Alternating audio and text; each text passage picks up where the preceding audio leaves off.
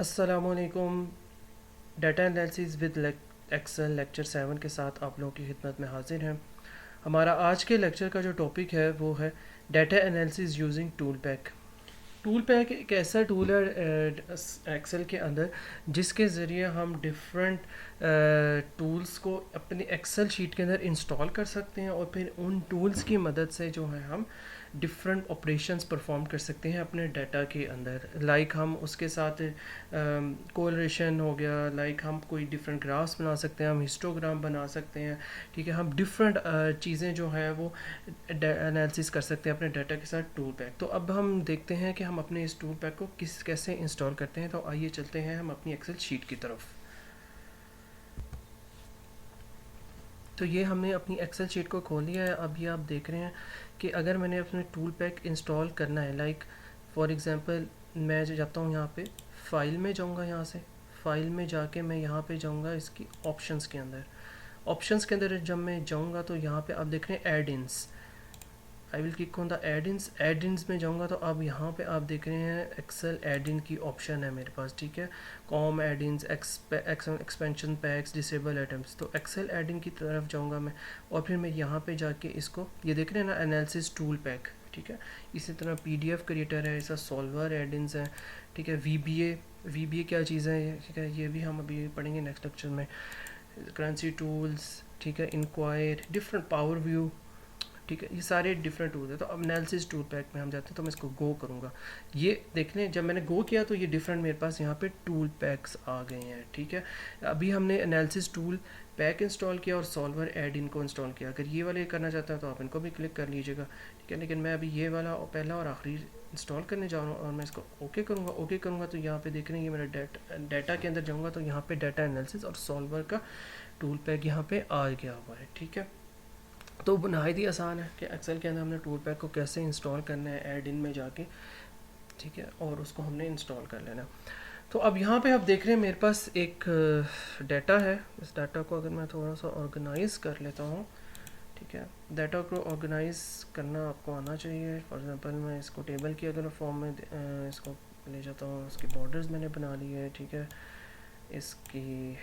इसको थोड़ा सा मैंने, ठीक है, तो मेरे पास ये डाटा आ गया है ऑर्गेनाइज फॉर्म में। अब देखिए ये मेरे पास डाटा है यहाँ पे। ठीक है, तो मैं ये डाटा एनालिसिस के इस टूल पैक पे क्लिक करता हूँ। अब मैंने जब इस पर क्लिक किया तो आप ये देख रहे हैं कि मेरे पास वेरियस ऑप्शंस आ रही हैं। ANOVA, two factor, without replication, with replication, correlation, covariance, descriptive statistics, exponential smoothing, F test samples, Fourier analysis, histogram, moving average, t series, sampling, regression, random number generation. तो different मेरे पास ये देखे data analysis की options यहाँ पे आ रही हैं मेरे पास। तो फॉर एग्जांपल अगर मैंने किसी का, मैं चाहता हूँ डिस्क्रिप्टिव एनालिसिस करना। ठीक है, तो मेरे पास यहाँ पे देख रहे हैं ना आप, डिस्क्रिप्टिव स्टैटिस्टिक्स का ऑप्शन है। मैं इसके ऊपर क्लिक करता हूँ। ठीक है, वो मुझे कहता है आप इनपुट रेंज सेलेक्ट करें। तो मैंने ये इनपुट रेंज सेलेक्ट कर ली यहाँ से लेके यहाँ तक। ठीक है, आउटपुट रेंज मैं कहता हूँ सेलेक्ट, आउटपुट रेंज मैंने ये सेलेक्ट की हुई है, आई वाली लाइन। ठीक है, इसको ये से मैंने अपनी आउटपुट रेंज सेलेक्ट कर ली है। अब वो पूछता है अपने न्यू वर्कशीट पे जाना है या सेम, तो मैं कहता हूँ मेरी सेम वर्कशीट पे होनी चाहिए। ठीक है, उसी वर्कशीट पे न्यू पे मैंने क्लिक नहीं किया। अब मैं कहता हूँ मुझे क्या चाहिए, मुझे समरी चाहिए स्टैटिस्टिक्स की। तो मैं इस पर ओके करूँगा। ओके, सो इसमें एरर आ रहा है। इसमें एरर ये आ रहा है कि वो कह रहा है कि ये टेम्परेचर आपने सेलेक्ट करना, आपने सिर्फ यहाँ से यहाँ तक सिलेक्शन करनी है, 2 से लेकर 10 तक। सो अब मैं इसको ओके करता हूँ। अब तो आप ये देख रहे हैं मेरे पास इसकी क्या कहते हैं पूरी डिस्क आ गई है, डिस्क्रिप्टिव एनालिसिस इसकी टेम्परेचर की।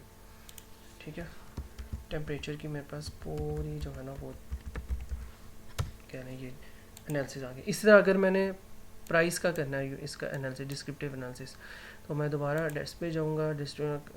डिस्क्रिप्टिव स्टैटिस्टिक्स मेरा ओके है, इसको मैं ओके करूँगा। इनपुट रेंज में अपनी ये वाला कॉलम को लूँगा। ठीक है, और मेरी आउटपुट रेंज जो है इसको भी मैं चेंज करता हूँ अपनी आउटपुट रेंज को। आउटपुट रेंज मेरी ये है। ठीक है, और समरी मुझे चाहिए स्टैटिस्टिक्स की, तो मैं ओके करूँगा। उसी जगह पे उसने मुझे वो भी दे दी है। ठीक है, उसकी एनालिसिस दे दी है। अब मैं अगर यूनिट सोल्ड की करना चाहता हूँ, सो ओके, इनपुट रेंज मैंने अपनी दी ई, ठीक है। आउटपुट रेंज मैं अपनी, अगर लेट्स से मैं चेंज करता हूँ आउटपुट रेंज, समरी मुझे चाहिए स्टैटिस्टिक्स की, आई विल क्लिक ओके। तो यहाँ पे देखने में बस उसी की भी आ गई आउटपुट रेंज, ठीक है। और इसको आप कर सकते हैं आराम से, इसको चेंज करना है आप यूनिट सोल्व से। तो इसी तरह डिफरेंट चीज़ें आप यहाँ पे कर सकते हैं। इस तरह अगर मैं, मुझे समरी के अलावा भी कुछ चाहिए, फॉर एग्जांपल मैं जाता हूँ डाटा एनालिसिस में, अभी मेरे पास टेम्परेचर है और प्राइसेस है और यूनिट सोल्स है का डाटा है, ठीक है। किसी भी चीज़ के किसी आइसक्रीम का डाटा या किसी ऐसी चीज़ का डाटा जिसका जो टेम्परेचर पर डिपेंड कर रही है, जिसकी प्राइस, जिसकी यूनिट सोल्ट, ठीक है। तो अब मैं अगर डिस्क्रिप्टिव स्टैटिक्स पे ओके करता हूँ और मैं चाहता हूँ मुझे और भी चीज़ें चाहिए, मुझे ये भी चाहिए, मुझे केथ लार्ज, केथ स्मॉलेस्ट, मुझे ये सब चीज़ें भी चाहिए, ठीक है। और मैं अपनी न्यू वर्कशीट पे चाहता हूँ, मुझे मेरा जो रिज़ल्ट है वो न्यू वर्कशीट के ऊपर है, ठीक है, ना कि इस वर्कशीट के ऊपर है। और ये मैंने अपना सेलेक्ट कर लिया और अगर मैं इसको ओके करता हूँ तो अब आप ये देख रहे हैं कि मेरे पास, ठीक है, डाटा आ गया है इसका, सबके मैक्सिमम, मिनिमम, लार्जेस्ट, स्मॉलेस्ट सब आ गया, कॉन्फिडेंस लेवल, ये सब चीज़ें मेरे पास इधर आ गई। ये कर्टोसिस, स्क्यूनेस, ठीक है। ये चीज़ जैसे आमतौर पे आप डाटा एनालिसिस में जब आपके पास जब आप देख रहे हो कुछ वेरिएबल्स को, या आप कुछ स्टैंडर्ड डेविएशंस या इस तरह की आप कैलकुलेशंस कर रहे हो, तो ये चीज़ वहाँ पे यूज़ होती है, ये चीज़ ना डाटा एनालिसिस के लिए, ठीक है। इसी तरह अब लेट्स एग्जांपल हमारे पास है हिस्टोग्राम की एग्जांपल है, ठीक है। मैंने क्या करना है, मैंने एक हिस्टोग्राम बनाना है, ठीक है। मेरे पास इसकी एग्जांपल है, इस डाटा को मैं थोड़ा सा सिंक्रोनाइज कर लेता हूँ। मेरे पास बिन्स हैं और टेम्परेचर है। इसी तरह मैं जाऊंगा यहाँ पे डाटा में जाऊंगा, डाटा एनालिसिस के टैब में जाऊंगा। अब आप यहाँ पे देख रहे हैं, यहाँ पे मेरे पास हिस्टोग्राम की ऑप्शन मौजूद है, ठीक है। हिस्टोग्राम की ऑप्शन मौजूद है, मैं इसको ओके करूँगा यहाँ पे। अब मैंने इनपुट रेंज देनी है, मेरी इनपुट ये है, ठीक है, टेम्परेचर, और फिर मैंने बिन रेंज देनी है, ठीक है। बिन रेंज मेरी ये है, ठीक है। इसके बाद मैं अपनी आउटपुट कहता हूँ, मैं चाहता हूँ मुझे मेरी आउटपुट भी इधर ही कहीं में इसी जगह पे मिले मेरी आउटपुट, ठीक है। और यहाँ पे उन्होंने दी हुई है कि आपको कैसा चाहिए, परीटो सॉर्टेड हिस्टोग्राम चाहिए, आपको क्यूमुलेटिव परसेंटेज चाहिए, चार्ट आउटपुट चाहिए। तो मैं कहता हूँ मुझे परीटो वाला चाहिए, मैं इसको ओके करता हूँ। सो मैं एक मिनट चेक कर लेता हूँ, एक दफ़ा हम दोबारा ट्राई कर लेते हैं। हम डाटा एनालिसिस में गए, हम हिस्टोग्राम पे हमने क्लिक किया और मैं ओके गया, ठीक है। तो अब मैं अपनी न्यू वर्क, या तो इसमें आप ले लें, या लेट से मैं अपनी न्यू वर्क बुक में ले जाता हूँ और मैंने तीनों को सिलेक्ट कर लिया, ठीक है। मुझे सॉर्टेड हिस्टोग्राम भी चाहिए, मुझे कम्युलेटिव परसेंटेज भी चाहिए, मुझे चार्ट आउटपुट भी चाहिए, ठीक है।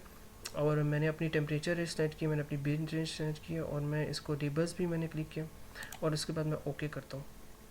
तो अब आप ओके में देखेंगे कि मेरे पास ये इस तरह का हिस्टोग्राम चार्ट आ गया है, ठीक है, जिसमें मेरा फ्रिक्वेंसी भी है, क्यूमुलेटिव भी है, ठीक है, और चार्ट भी है हिस्टोग्राम का मेरे पास दिया हुआ, ठीक है।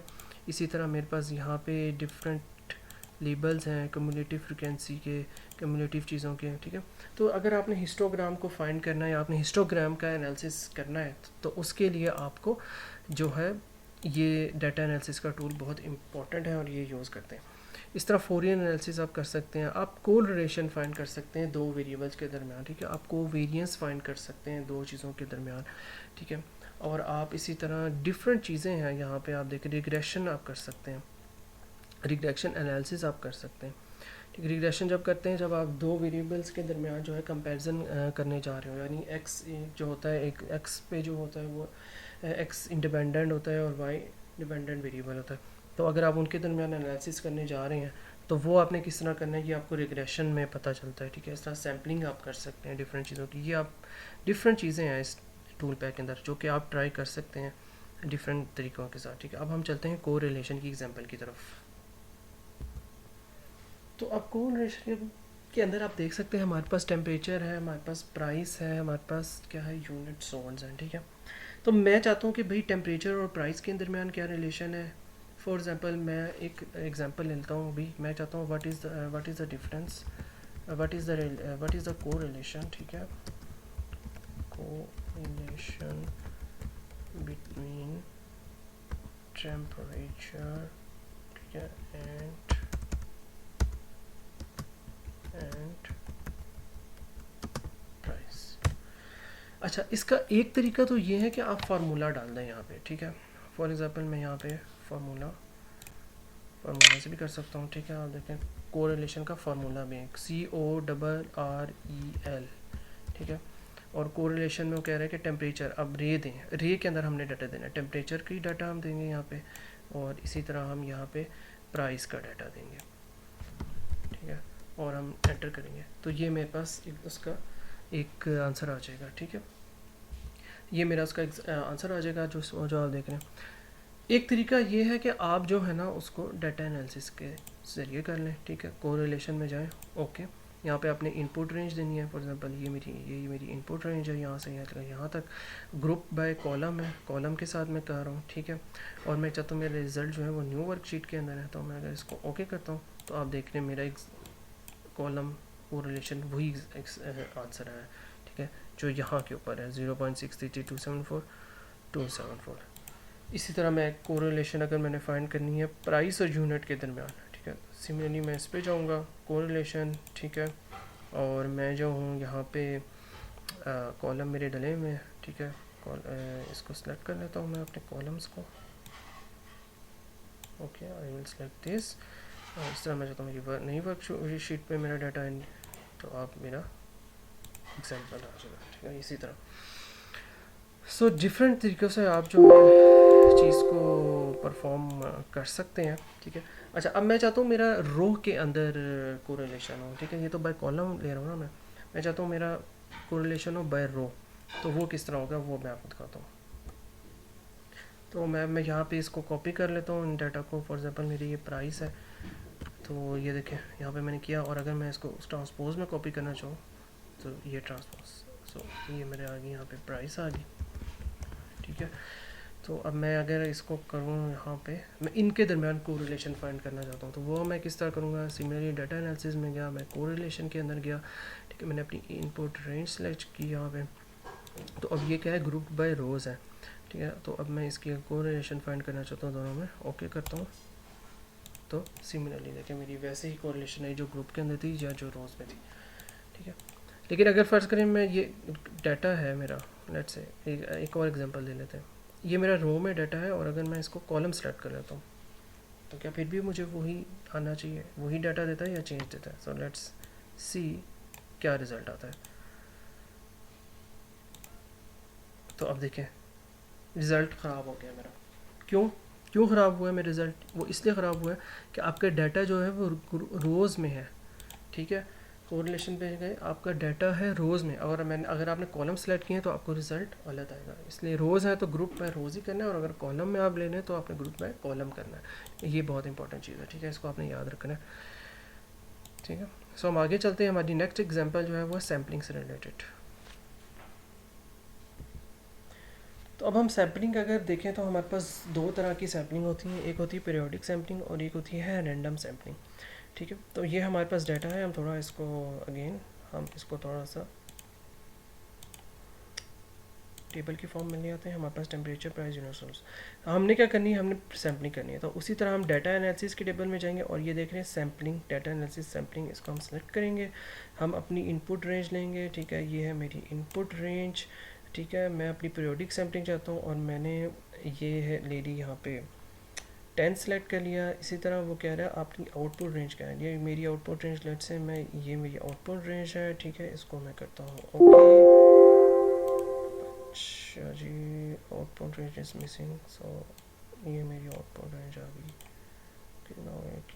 ओके। लेट्स सी कहाँ स्टार है,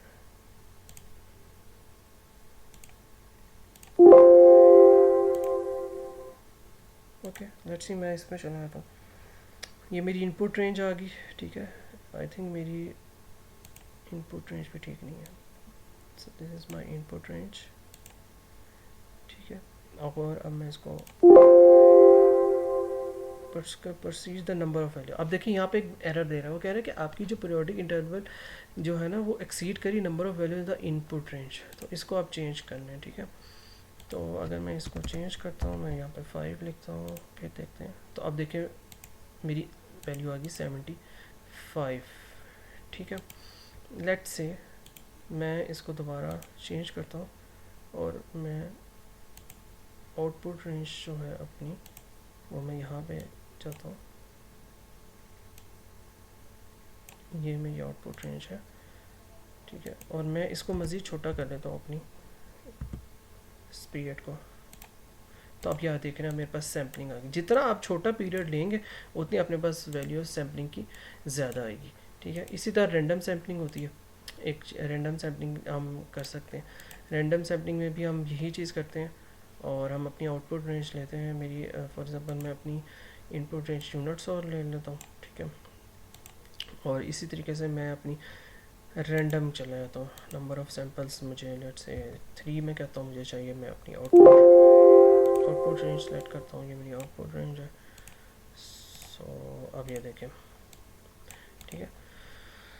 तो ये दो चीज़ें हैं, रैंडम सैम्पलिंग और पीरियोडिक सैम्पलिंग। आप इसको जो है डिफरेंट अपनी सैम्पलिंग के अंदर यूज़ कर सकते हैं। फॉर एग्जांपल आपके पास थाउजेंड्स ऑफ लाइंस का डाटा है और आपने उनकी इसकी सैम्पलिंग करनी है, रैंडम हो या पीरियोडिक हो या कोई भी सैम्पलिंग हो, तो वो कैसे करनी है, वो इस तरीके से करनी है जो अभी मैंने आपको बताया है, ठीक है।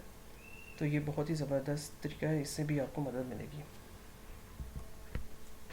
सो नेक्स्ट जो है वो मैं सिर्फ आपको थोड़ा सा एक्सप्लेन कर देता हूँ, वो है रिग्रेशन एनालिसिस। हमने रिग्रेशन कैसे करनी है, ठीक है। वैसे तो अगर आप का अपना बिजनेस है या आप अमेज़ोन पे काम कर रहे हैं या अगर आप किसी जगह जॉब कर रहे हैं और एक्सेल के ऊपर रिग्रेशन का इतना ज़्यादा यूज़ नहीं होता। लेकिन अगर आप कोई प्रोजेक्ट बना रहे हैं, फाइनल ईयर प्रोजेक्ट बना रहे हैं, ठीक है, लेकिन अगर या आप ऐसी कोई चीज़ बना रहे हैं जहाँ पे आपने दो वेरिएबल्स को आपस के अंदर कंपेयर करना है, तो वहाँ पे रिग्रेशन यूज़ होती है। यानी फॉर एग्जांपल एक डिपेंडेंट वेरिएबल है, एक इंडिपेंडेंट वेरिएबल है, ठीक है। आपने उनका कंपैरिजन करना है कि अगर मैं डिपेंडेंट को चेंज करता हूँ तो इंडिपेंडेंट पे क्या फ़र्क पड़ता है, अगर मैं इंडिपेंडेंट को चेंज करता हूँ तो उसके ऊपर जो मेरी वैल्यू डिपेंड कर रही है उस पर क्या फ़र्क पड़ता है, ठीक है। तो ये चीज़ जो है आप देख सकते हैं रिग्रेशन के अंदर, ठीक है। तो चलिए हम रिग्रेशन की एक एग्जांपल देख लेते हैं। फॉर एग्जांपल आप देख रहे हैं कि मेरे पास इस वक्त जो सामने डाटा है, लेट्स सी मैं इसको यहाँ पे क्लियर भी कर देता हूँ, क्लियर कंटेंट। फॉर एग्जांपल अगर आप देख रहे हैं मेरे पास इसका टेम्परेचर, प्राइस और यूनिट्स और का डाटा है। मैं चाहता हूँ कि मैं रिलेशनशिप देखना चाहता हूँ टेम्परेचर और प्राइस के दरमियान क्या रिलेशन रहता है, ठीक है। तो मैं यहाँ इसी तरह डाटा एनालिसिस में जाता हूँ यहाँ पे, ठीक है, और मैं यहाँ पे क्लिक करता हूँ रिग्रेशन के ऊपर। सो रिग्रेशन आ गया। अब वो कहता है आप इनपुट रेंज सेलेक्ट करें, आप इनपुट एक्स सेलेक्ट करें, वाई सेलेक्ट करें और एक्स सेलेक्ट करें। तो वाई पे हमेशा आपके पास आते हैं डिपेंडेंट वेरिएबल्स और एक्स के ऊपर आते हैं हमारे पास इंडिपेंडेंट वेरिएबल्स, ठीक है। तो लेट्स से हम ये सिलेक्ट कर लेते हैं। लेट्स से मैं टेम्परेचर को अपना सिलेक्ट कर लेता हूँ वाई, ठीक है, और एक्स में रख लेता हूँ अपनी प्राइस को, ठीक है, ठीक है। तो इसके बाद हम न्यू वर्कशीट पे जाते हैं और मुझे ये रेजिडुअल चाहिए, मुझे स्टैंडर्ड रेजिडुअल चाहिए, मुझे रेजिडुअल प्लॉट्स चाहिए, मुझे लाइन फिट प्लॉट्स चाहिए, ठीक है। मैं ओके करता हूँ। तो अब आप ये देख रहे हैं मेरे पास ये दो इस तरीके से ग्राफ्स जो हैं बन के आए हैं। लेट्स सी 1 मिनट, ओके,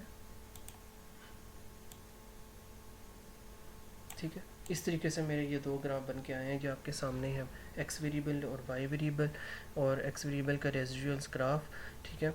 और इसी तरह summary output, R square, adjusted standard observation, ये सारी जो है ना स्टैट्स की चीज़ें हैं। यानी अगर फॉर एग्जांपल आप स्टैट पढ़ रहे हैं और आपने ग्राफ्स बनाने हैं अपने स्टैट के, तो आप वो इस तरीके से बना सकते हैं, ठीक है। ये अगर आप डाटा एनालिसिस अगर आप सिर्फ अपनी बिज़नेस के डाटा को देखना चाह रहे हैं तो उसमें भी आपको हेल्प कर सकता है ये कोफिशिएंट और स्टैंडर्ड डिवीजन। लेकिन ये सारी जो चीज़ें हैं ये है स्टैट्स की, ठीक है। तो इसी तरह अगर फॉर एग्जांपल मैं प्राइस और यूनिट्स और मैं रिलेशनशिप देखना चाहता हूँ, ठीक है, तो मैं डाटा में जाऊँगा, मैं डाटा एनालिसिस पे करूँगा, मैं रिग्रेशन में जाके ओके करूँगा। इसी तरह मैं अपनी वाई रेंज दे देता हूँ। फॉर एग्जांपल वाई जो है मैं यूनिट्स और अपनी दे देता हूँ, ठीक है, और एक्स में दे देता हूँ अपनी प्राइस को, ठीक है। इसी तरह मैं अपने ये सारी चीज़ें भी लेट से मैं चाहता हूँ ये सारी चीज़ें भी हैं और न्यू बुक में चाहता हूँ, ठीक है। तो मैं अगर ओके क्लिक करता हूँ